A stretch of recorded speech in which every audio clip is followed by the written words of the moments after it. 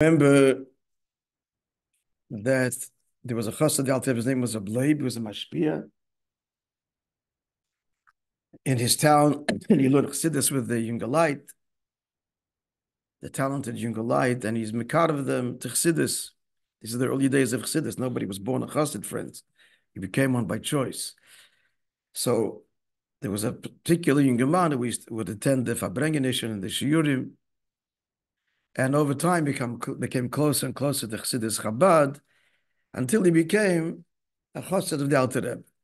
But he still had friends who belonged to another Chassidus, and they used to needle him, and they would tell him, yes, very nice that the Avodah al Piderach Chabad is a very lofty Avodah, and they could see this in this younger man. He started davening ba'Avodah and ba'Riches, but Gilui Likus, Moifsim, that's by us. Oyer is by us.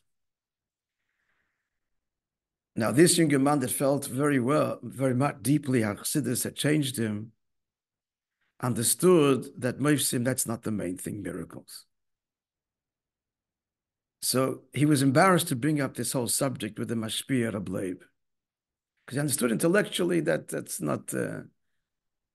But nonetheless, what they were saying internally did hurt. What's the term? They stung. By us is Gilui Likus, not by you, Moifsim. But he didn't bring this up again because he understood that that's chitzonius. No.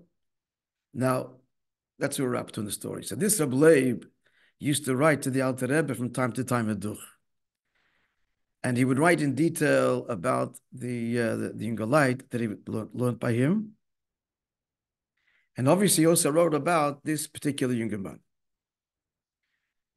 So one of his letters, he got a letter back, response from the Alter Rebbe. And the Alter Rebbe writes that he should see to it to assuage the pain of this particular younger man and to be mekar of him. And then the Rebbe added, and this and this that I'm writing to you will be for him a sign, and for others a moifis, also a sign. Of course, Rabbi had no idea what the Alter Rebbe was writing about. So when he got the letter, he didn't understand what's the Alter Rebbe's intent. He didn't know that this younger man was going through any turmoil. So he speaks to him, and he says to him, is something bothering you? And shows him what the Alter Rebbe had written. So the younger man, of course, becomes very emotional of this open moifus of the Alter Rebbe, that the Alter Rebbe is addressing what he's going through, and he tells him the whole story.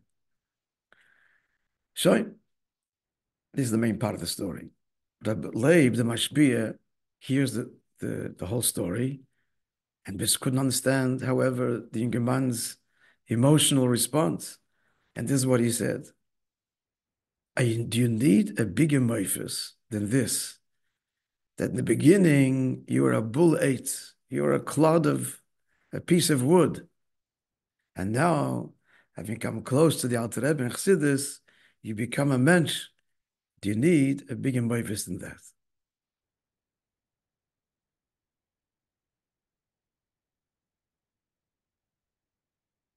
Rabbi said the story was bringing out that he's telling many stories here, that it could have been, as we learned in the Maimer, the union of shame. The union of shame, that's where the etzim lies. Not in shattering the world, in something otherworldly, but in bringing godliness and revealing it within creation, that you underwent an inner transformation, not miraculous, but through learning and understanding and internalizing. That is a much greater moifus than mind reading or a miracle, etc. All right, friends. See you, Be'ez Hashem, tomorrow.